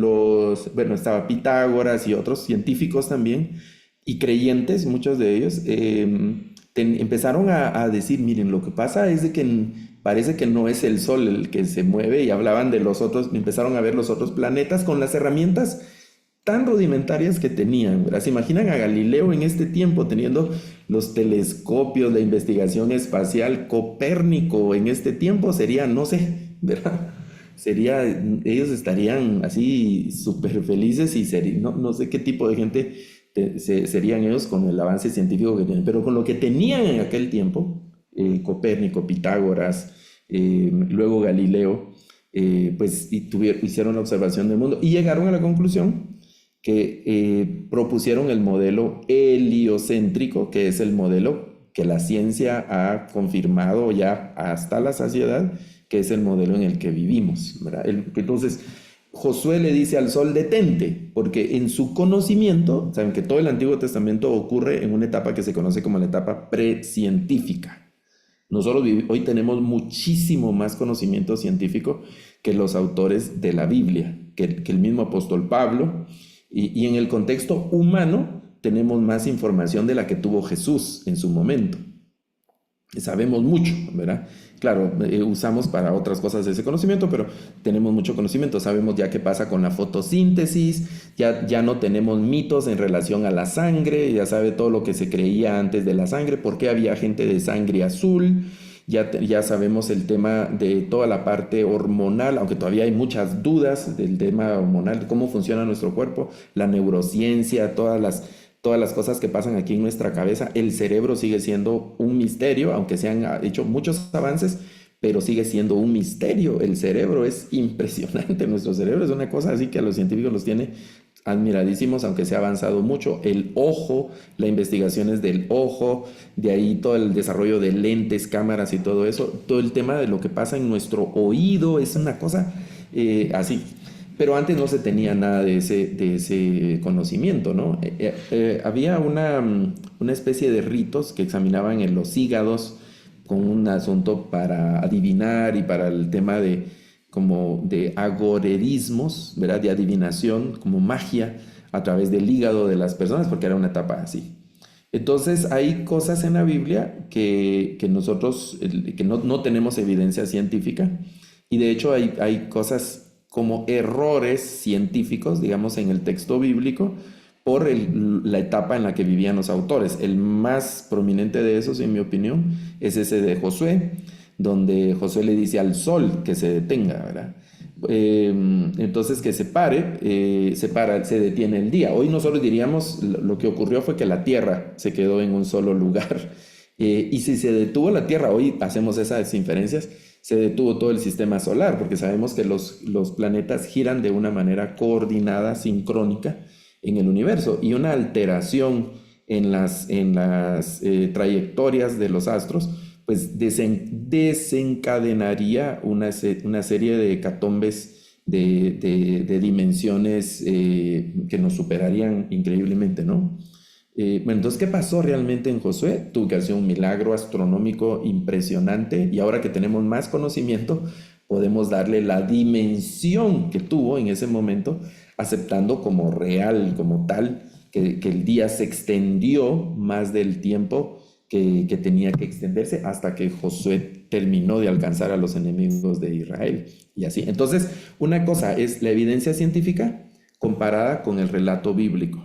En el relato bíblico tenemos muchas cosas, pero fuera de la Biblia no tenemos un material científico. Ahora hay un problema aquí con el tema del Éxodo particularmente, y es que se puede hacer muy poca investigación porque esa es digamos, en la región donde ocurrió el Éxodo, es un lugar muy tenso políticamente. Entonces no se puede hacer mucha investigación. Y la última noticia, que es una noticia un poco lamentable, es que la autoridad de Egipto va a cerrar el monasterio de Santa Catalina, que está ubicado ahí, en la península del Sinaí, y lo quieren convertir en un museo y no sé, ¿verdad? Y ahí ese es un monasterio icónico también, porque ahí se encontraron manuscritos bíblicos, se encontraron copias de la Septuaginta, se encontró el manuscrito que se conoce como el Códice Sinaítico. Es decir, es un monasterio, y es activo, ¿no? Es un monasterio activo, pero la noticia de estas últimas semanas es que lo van a cerrar, ¿verdad? Eventualmente lo van a cerrar, y lo que han propuesto es que se va a hacer lo quieren hacer un museo, pero sabe, entonces sería muy lamentable que finalmente lo clausuraran, ¿verdad? Si lo clausuran. Bueno, ese tema. Vamos a ver si hay alguna pregunta más. Si no, vamos a avanzar. ¿Por qué se tradujo al latín? Bueno, lo que ocurre es que, si se recuerdan, Juan Manuel pregunta lo del latín, se recuerdan en el siglo III ya. Hay una cosa ahí, un relato también un tanto mitológico de la conversión del emperador romano al cristianismo. Y entonces el emperador romano pidió que las escrituras estuvieran en el idioma de su pueblo, que era el latín. Hasta ese momento las escrituras estaban en griego o en hebreo, pero eran escrituras de otros pueblos. Los romanos hablaban latín. Y entonces pide que se hagan unas escrituras que sean para la iglesia del imperio, la iglesia pasó a ser la iglesia oficial, la religión oficial, y de ahí se declaró que todo el que era romano era cristiano, y de ahí surge la declaración de Iglesia Católica Romana, porque era católica, porque era un general en todo el imperio, y romana por lo del imperio, pero era paradójico que la iglesia es romana y la Biblia está en griego. Entonces, las verdaderas intenciones no sé, pero ese parece ser el propósito principal, de que la iglesia de Roma tuviera su propia Biblia en el idioma de Roma, en latín. Y luego la iglesia de Roma tomó la hegemonía de toda la iglesia cristiana. Bueno, hubo varias divisiones ahí en el curso de los siglos, y de ahí que la Biblia en latín pasó a ser la Biblia de todas las iglesias, o la iglesia romana en cualquier lugar donde estuviera, la iglesia católica hasta hoy. Pero, por ejemplo, hubo divisiones en esos primeros siglos de la iglesia. Hay una división, sale un grupo que se va al oriente, que es la iglesia copta y ortodoxa. La iglesia rusa, por ejemplo, la iglesia ortodoxa tiene su propio texto, de alguna manera también, que está igual tienen una parte en griego, tienen una parte en armenio. Hay una tradición de traducciones al armenio también. Personajes como Putin, por ejemplo, que es cristiano, ¿verdad?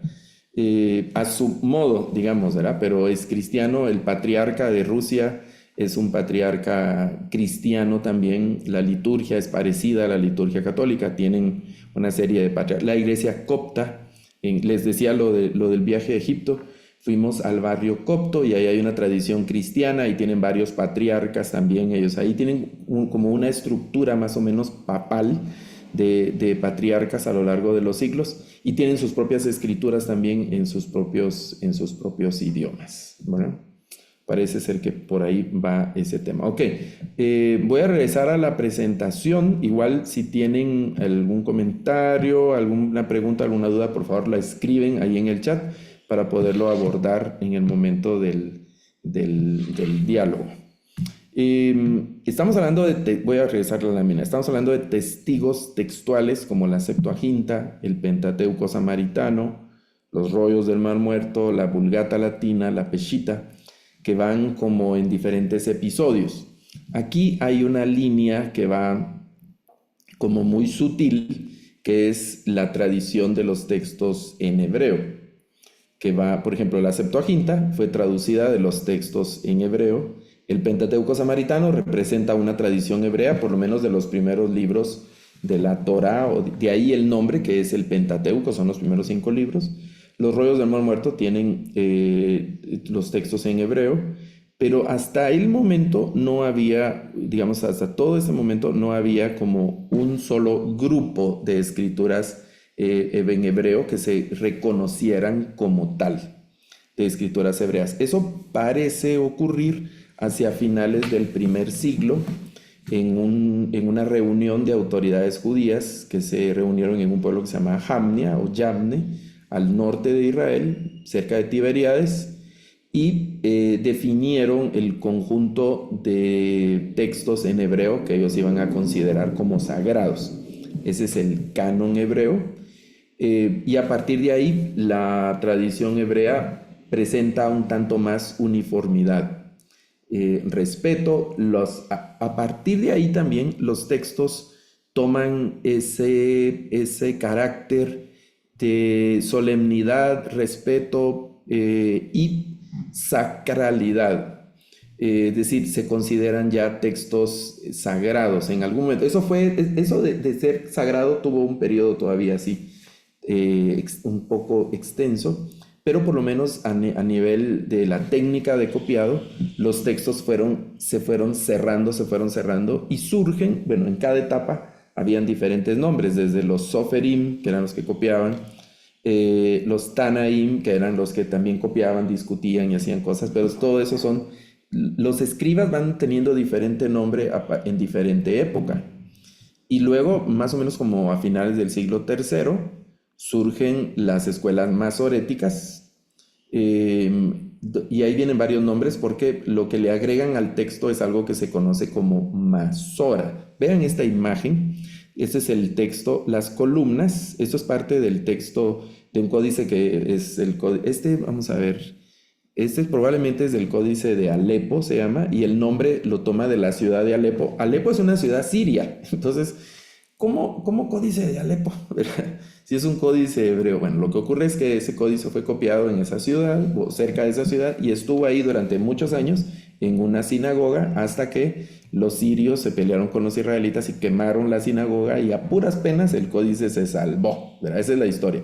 Lamentablemente, una parte del códice se extravió, se perdió. No está completo porque lo que se cree es que mientras subían los rabinos y los escribas, cortaron el códice, lo dividieron y se lo repartieron para rescatarlo de esa manera, entre otras posesiones.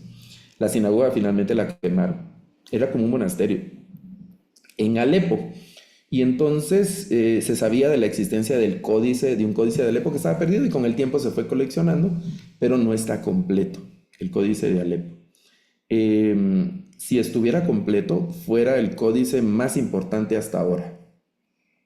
Sigue teniendo un lugar prominente en cuanto a los testigos textuales, pero no está completo y eso le ha restado puntos y yo diría que está como en el segundo lugar por ahí, aunque tiene un hijo textual que es el Códice de Leningrado, así se llama, y el nombre es por una ciudad rusa. Lo que les decía de ¿qué hace el Códice hebreo en una ciudad rusa? Ahí hay una historia como de espías, de tráfico de artículos de antigüedades y cosas como esas interesantes, hasta que ese códice terminó en Leningrado. Hoy se llama San Petersburgo, se llama esa ciudad, pero ahí terminó, ¿verdad? Se conoce como el Códice de San Petersburgo o el Códice de Leningrado. Solo cambió nombre la ciudad, pero es la misma ciudad. Y hoy es el manuscrito más importante, que es, por decirlo de una forma, hijo del Códice de Alepo. Y ambos representan la tradición masorética. Masora fue el nombre que le pusieron los escribas de esa época a todas las anotaciones. Ustedes ven las columnas en esta imagen, luego vamos a ver una imagen un poco más cerca. Las columnas en esta imagen es el texto hebreo, el texto bíblico. Y luego tiene anotaciones aquí en el margen y anotaciones acá arriba, logran ver en esta imagen. Esa es la Masora. Y aparte tiene dentro, si nos acercamos más al texto, vamos a encontrar otros signos que se le fueron incluyendo al texto para asegurar la lectura, para hacer comentarios y otras cosas. Pero es decir, no alteraron el texto, sino dejaron el texto como estaba y agregaron la Masora, que es como al margen, fuera del texto. La palabra Masora, que es de donde viene todo este adjetivo masorético, significa tradición. La tradición. Entonces los maestros, los escribas que trabajaron el texto masorético, se conocen como masoretas. Los puntos masoréticos o las anotaciones masoréticas, todo se refiere a eso, que fue un sistema para comentar el texto, para corregir el texto cuando fuera necesario, de acuerdo al criterio que tuvieron los masoretas. Y hay diferentes masoras también, que son como diferentes formas de comentar y corregir el texto, y también como de asegurar el texto. Pero esto representa un estadio donde el texto, el objetivo de la Masora es conservar el texto, guardar el texto, que no sea alterado y que no le pongan la mano encima al texto para cambiar cosas. El tema de la Masora. Y eso se extendió a lo largo de unos 4 siglos, el copiado, la discusión de notas, aunque el texto permaneció y ya nos fue cambiado, así como se hacía hasta antes del primer siglo, donde pues no se tenían esos sistemas. Algunos de esos sistemas se sospecha que ya venían siendo como pensados, pero no se habían oficializado.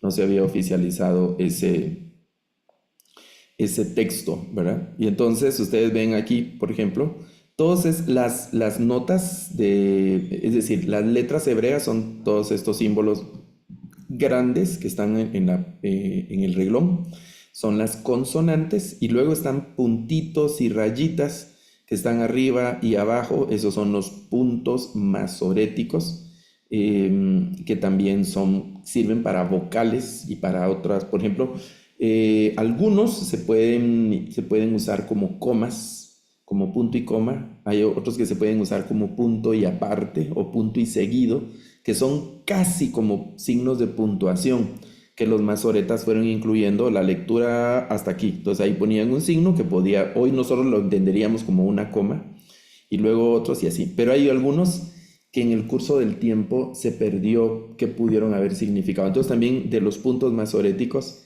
hay algunas dudas en relación a cuál pudo haber sido el uso de ese punto. Igual, el día de hoy que tenemos la reproducción mecánica, automática, digital, pues el texto se copia tal como está y a investigar, pero no, es que esto no lo entiendo, lo voy a quitar o algo, sino se copia el texto hebreo o griego en su caso, y luego hay que hacer toda la investigación.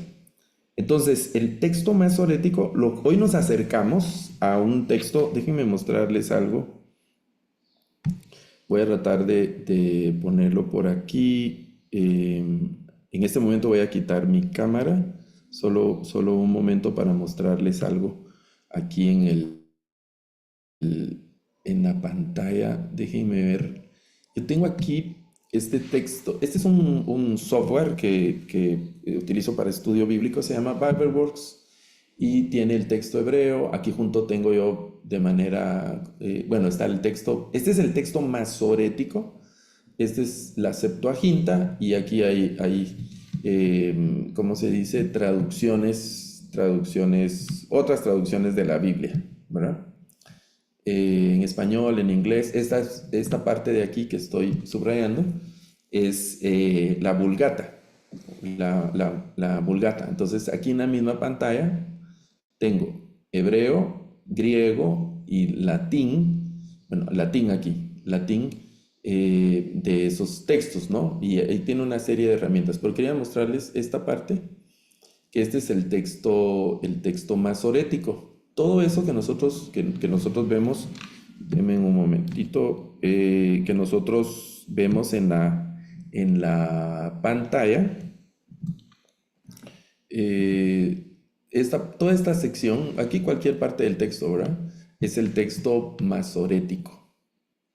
Todo el texto masorético, ¿verdad? Esos trazos grandes son las consonantes, son las letras, y las rayitas y los puntitos, les decía, son como acentos, Pero aquí también en este programa tengo una imagen del Códice de Leningrado. Es esta.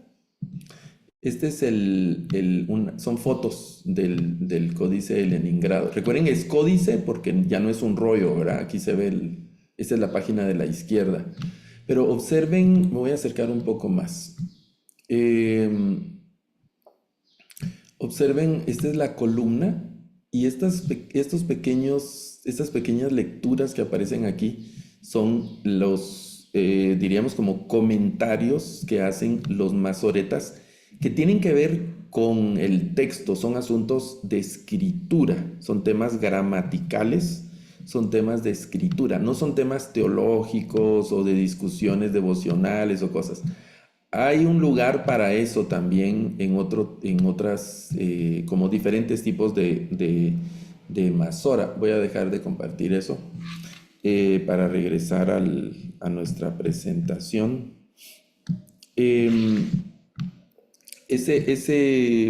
¿Cómo se dice? Bueno, formas ¿qué sería? Como de comentar el texto, de corregir el texto. Bueno, entonces los masoretas, en el texto masorético, lo que hacen es que crean signos para los sonidos vocálicos y así aseguran la correcta pronunciación. También utilizan una serie una simbología para señalar dónde hay variantes y cómo se debería transmitir el texto fielmente sin alterar el texto. Incluyeron acentos con diferentes funciones, que era lo que estábamos hablando. Algunos de ellos funcionan como signos de puntuación. También determinaron el sistema vocálico que predomina hasta el día de hoy en el texto. Eso lo hizo una familia de escribas que se conoce como la familia Ben Asher. Son como los textos, como la tradición más respetada, los Ben Asher. El Códice de Alepo es un Ben Asher, el Códice de Leningrado es un Ben Asher. Están firmados por ahí en el manuscrito. Establecieron también 3 tipos de masoras: la masora parva, la masora magna y la masora sofit, se llama en las palabras. La masora parva se puede traducir como masora pequeña, la masora magna es la masora grande y la masora sofit es la masora final. También establecieron un sistema muy interesante que se llama Ketiv Kere. Vamos a ver un ejemplo de eso, del Ketiv Kere. Lo establecieron ese sistema.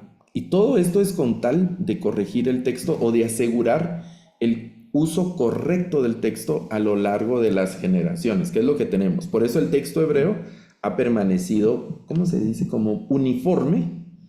Por lo menos a partir de la inclusión de la masora en el texto quedó con muchísimas menos variantes, ¿verdad? Menos variantes. Hay que aceptar que no hay ni un texto que no tenga variantes porque, insisto, no lo escribieron máquinas, no lo escribieron ángeles, no lo escribieron supercomputadoras, sino lo escribieron hombres, ¿verdad? Que eran muy piadosos, eran especialistas, etcétera, pero al final hombres, al final seres humanos, y eso incluye todas las carencias y deficiencias, limitaciones que puede tener el género humano. Entonces desarrollaron ellos un famoso sistema que se conoce como el Ketiv Kere.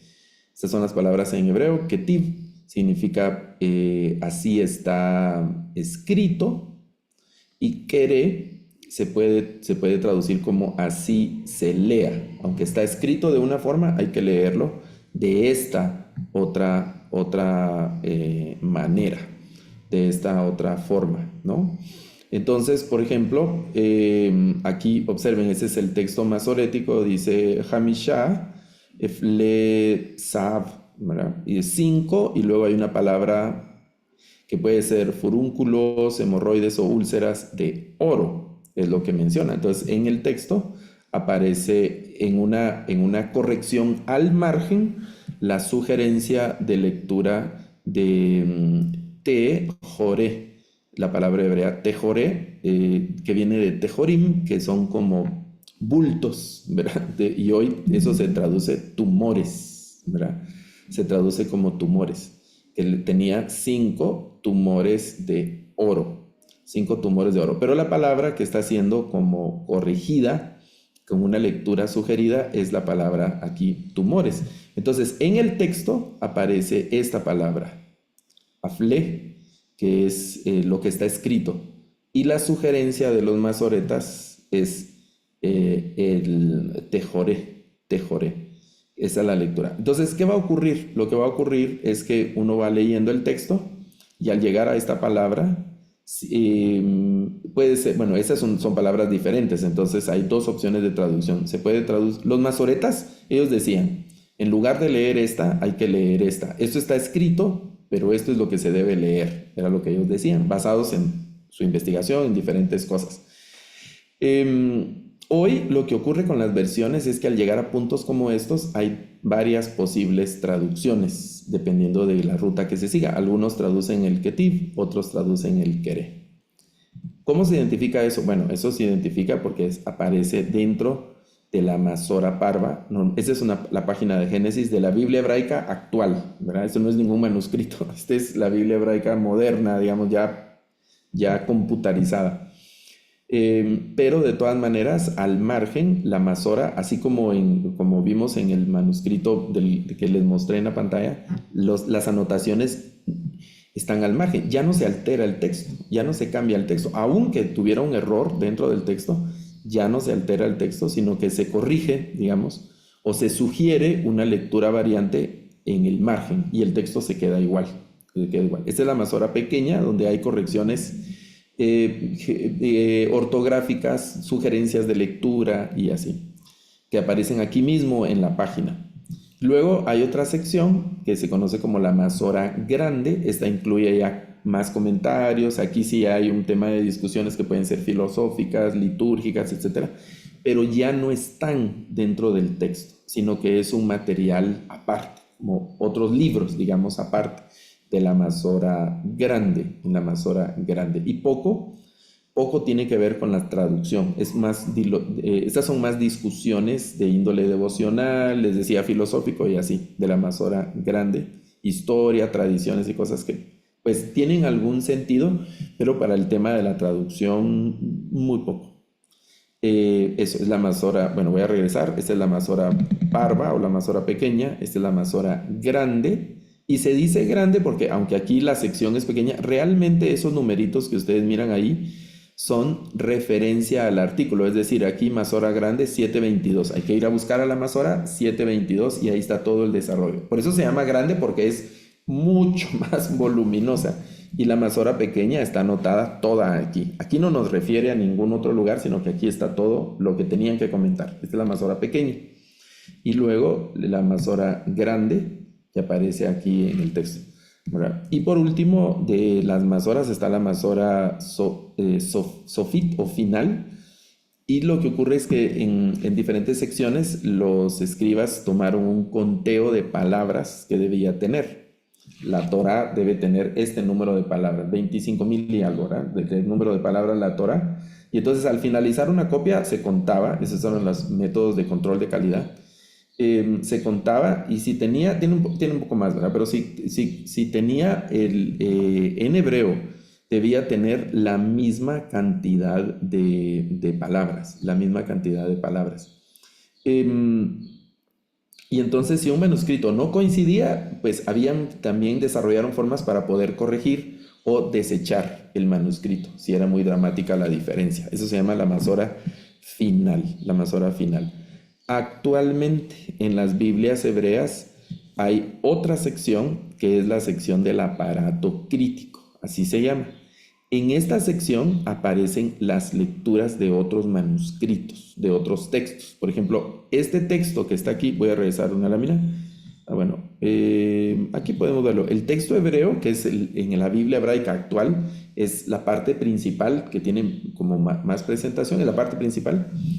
Es el texto masorético que hemos hablado, del Códice de Leningrado, es el que aparece principalmente. Pero aquí abajo hay lecturas de la Septuaginta, de la Vulgata, del Siriaco, del Copto y de otros idiomas, y de diferentes manuscritos, de otros manuscritos hebreos, del Pentateuco samaritano, y así aparecen aquí en el aparato crítico. Entonces yo voy leyendo acá y tengo una lectura. Vamos a ver por aquí, por ejemplo, no tengo ninguna referencia. Miren qué interesante, porque aquí aparece, este es el capítulo 1 y hay una en el versículo 9, en el versículo 11, pero nosotros no, yo corté la imagen, entonces no aparece ahí esos versículos. Pero normalmente lo que va a ocurrir, voy a regresar un par de láminas. Lo que va a ocurrir es que tengan, esta es mi imagen, que tengan una pequeña literal. Por ejemplo, acá, si se alcanzan a ver, tiene una letra A a la par, y ese es como el sistema de referencia al aparato crítico. Esa literal me va a enviar al aparato crítico como una nota al pie, y ahí aparece una lectura. Ahora, observen que no es así como un párrafo, ¿verdad? Sino que tiene un montón de símbolos, tiene un montón de abreviaturas y cosas extrañas. Bueno, eso lo que ocurre es que a todos esos manuscritos se les asignó un símbolo, y entonces para decir el manuscrito tal tiene esta variante, solo se pone la abreviatura del manuscrito y luego se pone la variante. No, es decir, se trata de ser lo más económico, lo más reducido la nota, para que pueda caber más información dentro del aparato crítico. Entonces ahí no nos vamos a detener aquí a detallar cada símbolo, pero hay diferentes símbolos asignados a los principales manuscritos, ¿verdad? Rollos de Mar Muerto, el Pentateuco, la Septuaginta, como versiones de la Septuaginta de Aquila, de Símaco, de Teodosión, es del símbolo de la Peshita, de los Targúmenes, de la Vulgata, del latín antiguo, de la saídica, que es siriaco, del copto, que es un idioma en Egipto, del etíope, de las versiones arábicas, las versiones armenias, y así, del texto, que va como fluyendo en el aparato crítico. Ok, entonces estamos aquí acercándonos al final. Estoy viendo la hora, tenemos unos minutos para las preguntas y los comentarios, si los hay. Vamos a escuchar, voy a leer aquí en el chat si hay algún comentario. Roger pregunta de si todos hablaban latín en Roma. Roma era una ciudad cosmopolita. Es como ir a Nueva York, por poner el ejemplo, ¿no? ¿Cuál es el idioma de Nueva York? Es el inglés. Pero hay una comunidad latina en Nueva York, hay una comunidad asiática en Nueva York, hay una comunidad judía en Nueva York. Entonces cada comunidad va hablando también su idioma, pero el idioma de base de la ciudad es el inglés en Nueva York. Igual en Roma, ¿no? El idioma de la ciudad era latín, pero habían comunidades que hablaban diferentes idiomas también, ¿verdad? Diferentes idiomas. Sí, las anotaciones masoréticas tienen algunas referencias a otros pasajes, que podría funcionar casi como una concordancia. No es exhaustiva, pero sí hay referencias del que hicieron los masoretas a otros pasajes que tienen esos mismos temas o esa misma palabra, ¿verdad? La pregunta de Alexis, no sé. Bueno, en relación al entendimiento de los pueblos y los procesos intelectuales, creo que sí ha tenido un aporte. Recuerden que la filosofía es la que se dice que es la madre de todas las ciencias, ¿verdad?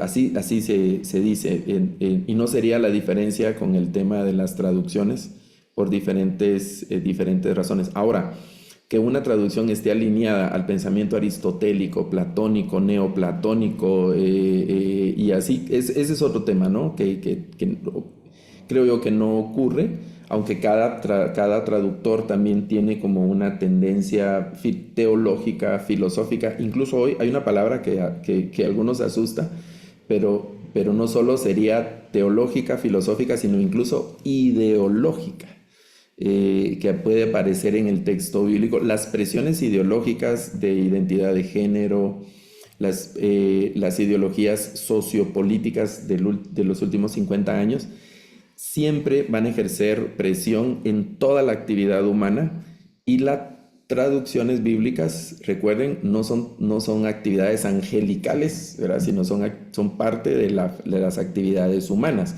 Entonces, incluso les decía, no las hacen las computadoras. Ahorita hay una discusión con el tema de la inteligencia artificial, porque las computadoras inicialmente trabajan con la información que una persona les ha dado. Y entonces la computadora va desarrollando también como un criterio, como una perspectiva, como digamos, una filosofía. La computadora no es una persona, y por eso se habla de inteligencia artificial, pero la filosofía que la computadora va tomando deriva de la filosofía de los programadores y los alimentadores de esa filosofía en particular. Bueno, por eso, si usted le pregunta a la inteligencia, no lo intente, ya hay foros que lo han hecho así como para probarlas, les hacen preguntas que incluyen delitos, por ejemplo, ¿verdad? ¿Podrías darme un plan para robar el banco? ¿Verdad? Haciendo una pregunta a ChatGPT ahí. De acuerdo al análisis de seguridad del banco tal, ¿podrías elaborar un plan para asaltar ese banco? Y entonces la respuesta que va a devolver es no es correcto, que no sé qué, y presenta como una especie de teoría entre legal y moral, porque eso representa como las políticas del programa.